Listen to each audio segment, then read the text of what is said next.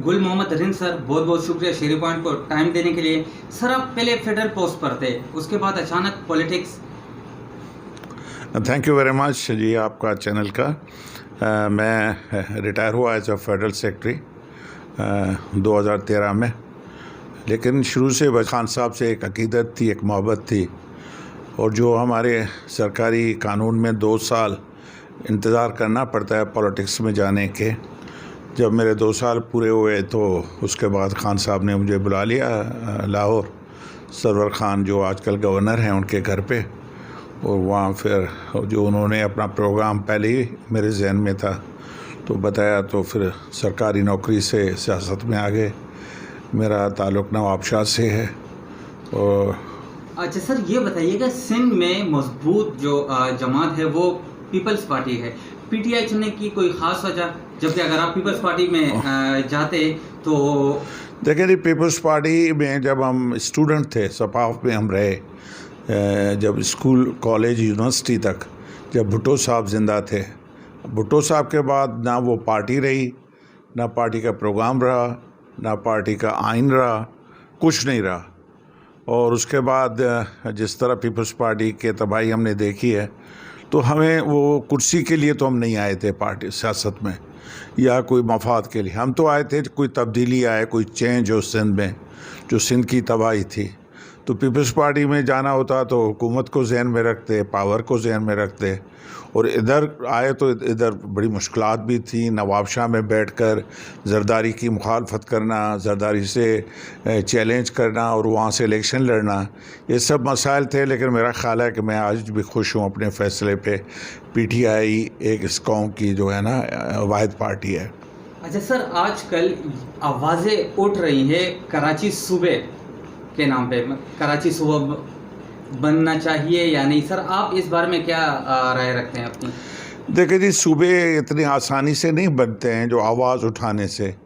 ये आवाज़ तो अल्ताफ़ हुसैन से शुरू हुआ, जो बाद में आज तक चल रहा है। ये हमेशा सूबे बनते हैं असम्बली आवाम की रेफरेंडम से, आवाम के वोट से।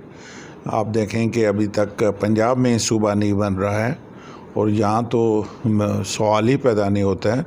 मुतालबा करना, डिमांड करना, आवाज़ें उठाना, ये तो सबका आईनी हक़ है, इस पे कोई नहीं रोक सकता है। लेकिन जहाँ तक जो हालात हैं उसके मुताबिक तो अभी तक कोई ऐसी चीज़ नज़र नहीं आ रही है। बाकी रही, अगर आप ये पूछेंगे गवर्नर राज, वो तो एक कॉन्स्टिट्यूशन का हिस्सा है। सूबा अभी इस तरह नहीं होता है असेंबली के अप्रूवल के बगैर या फैसले के बगैर।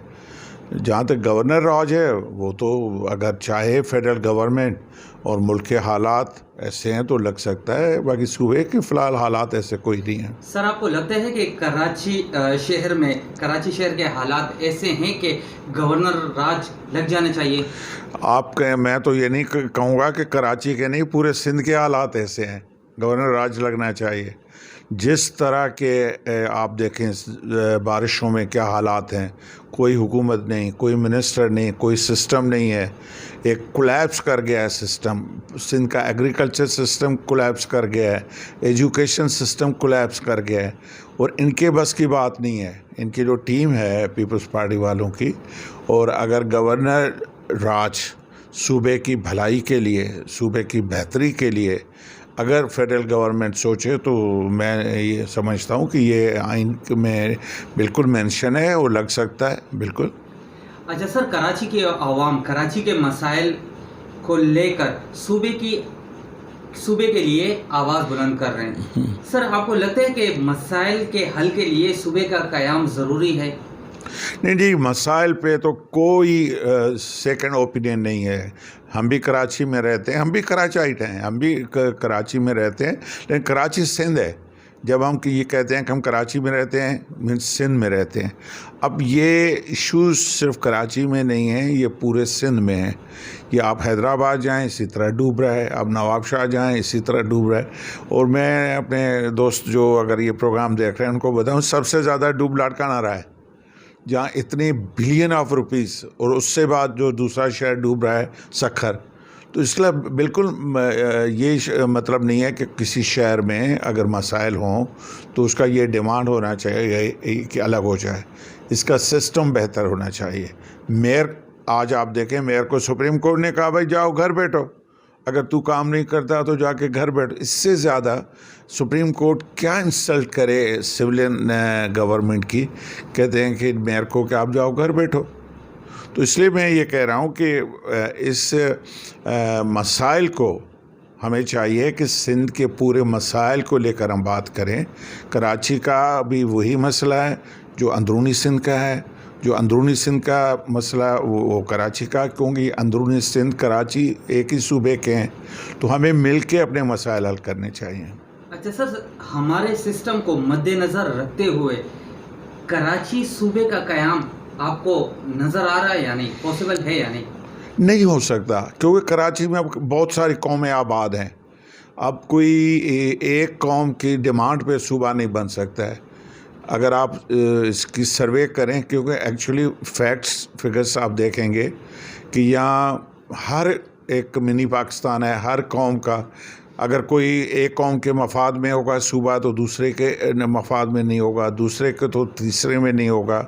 तो इसलिए मैं कहता हूँ कि इस डिमांड को विदड्रॉ करके, इस डिमांड को छोड़ के हमारी जो लीडरशिप है, जो हमारी, उनको सोचना चाहिए कि सब पार्टी मिलकर फेडरल गवर्नमेंट से, जैसे जनरल मुशर्रफ साहब ने फंड्स दिए थे, उस वक्त एक नया कराची बन गया था। मुझे याद है, मेरे एक दोस्त कई दिनों के बाद कराची आए, उसने कहा यार ये तो अजीब बन गया है। तो आजकल हमारे अपने बच्चे जब बाहर से आते हैं तो बोलते हैं अबू ये बर्बाद हो गया है शहर, अब कौन आएगा इधर। तो आवाज़ तो सबकी है, लेकिन आवाज़ पूरे सिंध से है कि ये सूबा बहुत बर्बाद हो गया है। इसलिए सब पार्टीज़ को मिलकर इसके लिए सोचना चाहिए। ओके सर, बहुत बहुत शुक्रिया टाइम देने के लिए। Thank you very much.